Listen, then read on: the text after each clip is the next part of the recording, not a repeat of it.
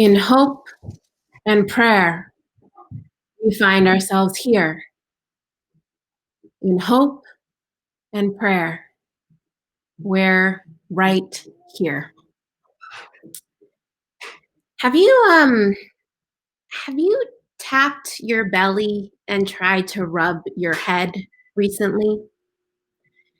You know, that thing that I don't know exactly where it comes from, but in my life, I associate with summer camp and my mom telling me, try it when I got bored and was bothering her. Maybe try it right now if you're up for it. The two things at once. Can't remember whether you're supposed to pat your head and rub your belly or the other way around.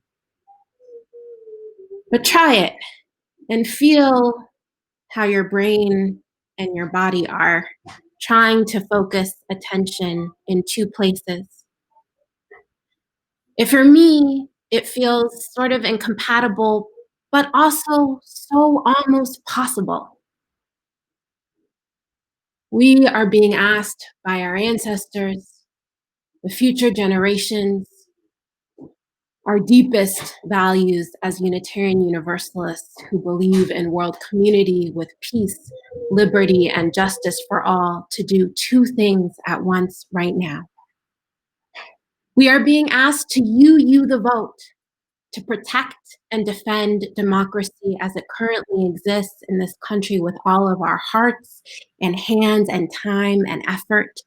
And I know from what you all shared in chat that you are doing so much with your hearts and hands and time and effort. And we are being asked to live with our current time of heartbreaking climate chaos, white supremacy, collapse, as Sri Lankan writer Indi Samrajiva calls it, and protect and defend ourselves and our communities and all who we cross paths with all of our hearts and time and hands and effort. We are being asked to find a rhythm with two things that can feel in tension, that patting of the head and rubbing of belly, and to do all of that while we keep humaning, caring for elders and littles, letting ourselves be cared for, doing jobs or looking for them, doing dishes or working up the energy to face them. The New York Times editorial board said Friday that this current president's re-election campaign poses the greatest threat to American democracy since World War II. And on Friday, I sent an email to my loved ones with a list of things I was thinking of doing these days.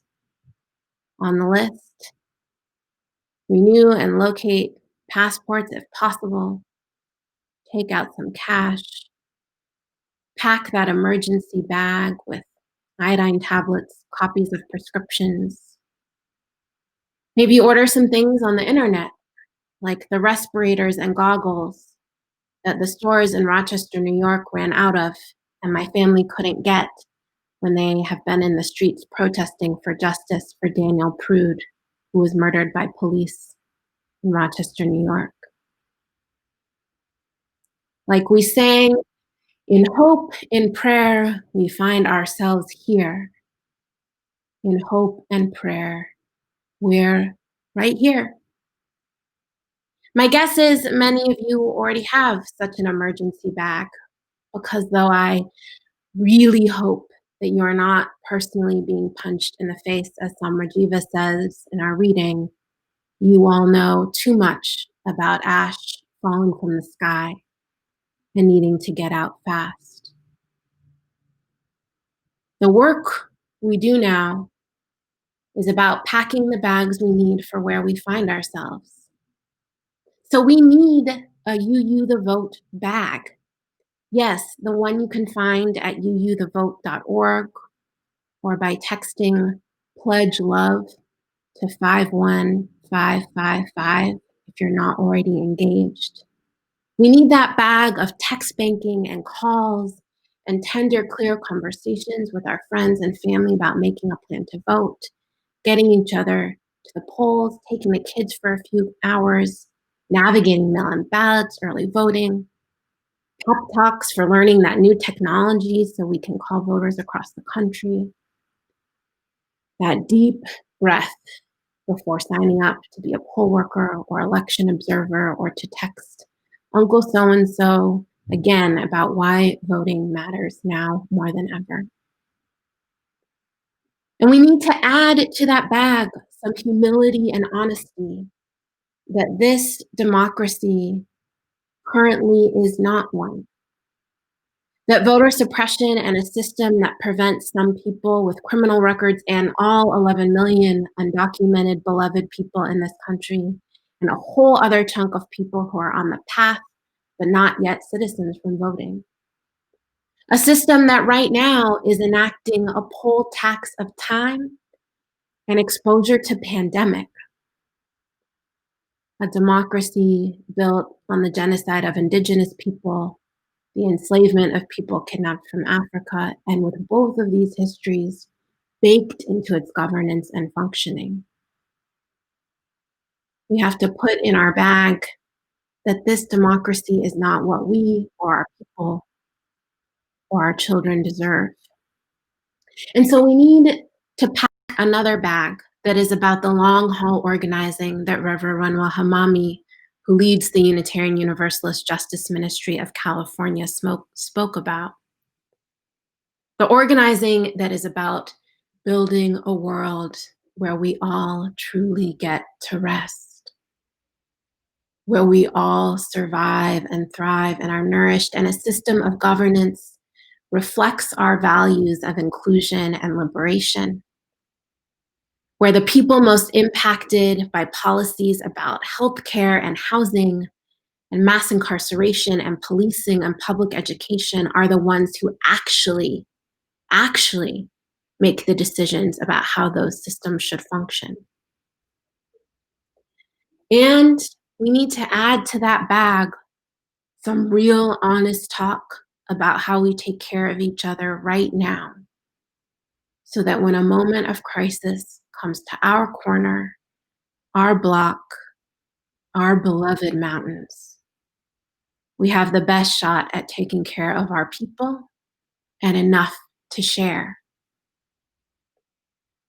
When I sent my list of pre-election preparedness to my parents, feeling both too paranoid and also definitely not paranoid enough, I thanked them.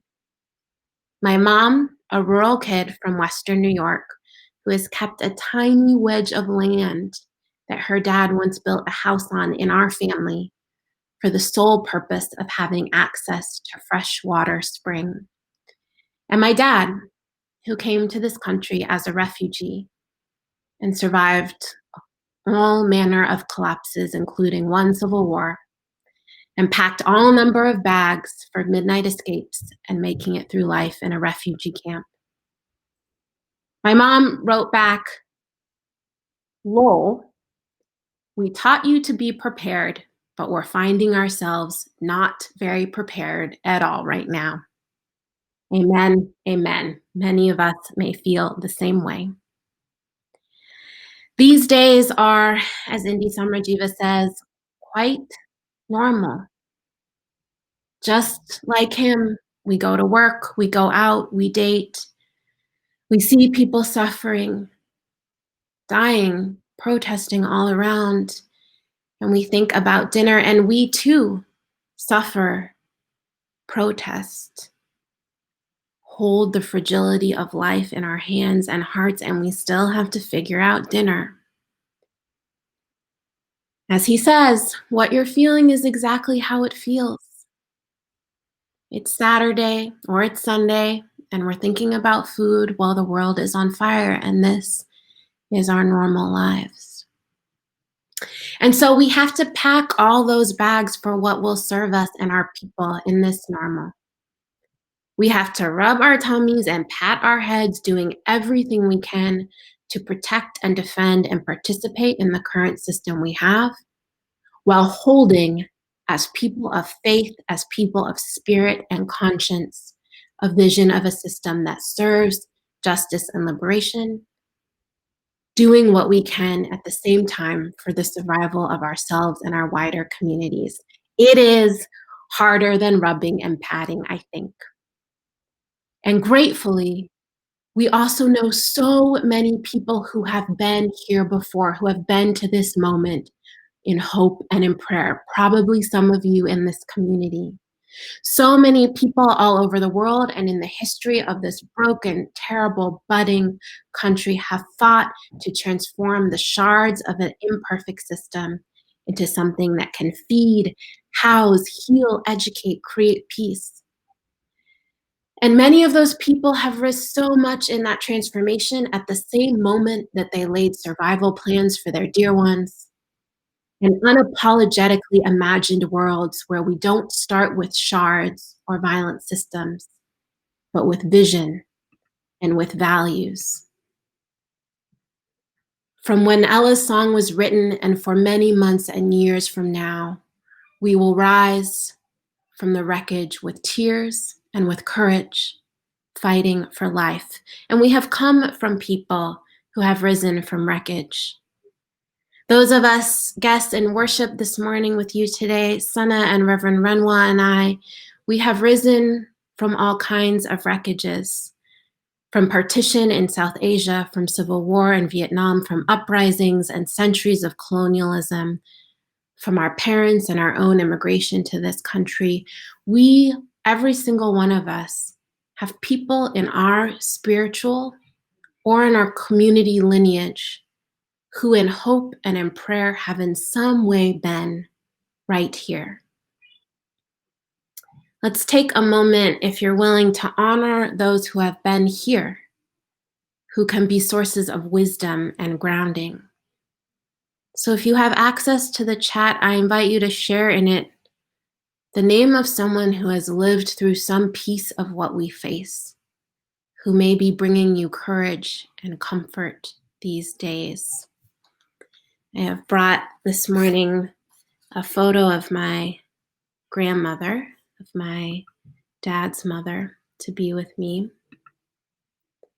So if there's someone who's been in your heart or on your mind who has touched some piece of where we are today, if you want to share that name in chat to honor them, say the name out loud, text it to a friend. Someone who knows what it is to think about dinner and text voters while the world seems to collapse around us. Honoring the names that are being shared in chat that maybe we're writing in a journal or holding in our heart. When the war in Vietnam was ending and my father's family was on the losing side, my grandma, this woman right here, she packed a lot of bags. She packed some with silks to sell to try to buy plane tickets to France. She packed some cash that quickly became useless as the new government declared a new currency. And she packed the bags that eventually made it to Wisconsin, to America, to an imperfect beginning that meant survival. Writer, facilitator Adrienne Maree Brown writes in her book, Pleasure Activism, "This is a time when everyone needs to bring our best selves." Her words, "We are actively making a case for our species to exist on this beautiful planet. Can we be just? Can we practice freedom together? Can we rediscover right relations with each other, including between humans and the earth? Can we remember what it is to be alive with each other beyond suffering and survival?" She says, "I believe yes, against all evidence to the contrary." This is the heart to me of what it means to you the vote this morning, October 18th, 2020. It means that we believe yes, despite all evidence to the contrary. It means we pack all of those bags to participate in this democracy, to defend it, in the name of transforming it. And we pack our bags for long haul organizing, long haul survival, as if our lives depend on it, because they do. In hope and prayer, we find ourselves here, where so many of our people, all of these names that I am honored to be able to read in our chat today, where so many of our people have been before. In hope and in prayer, we're right here.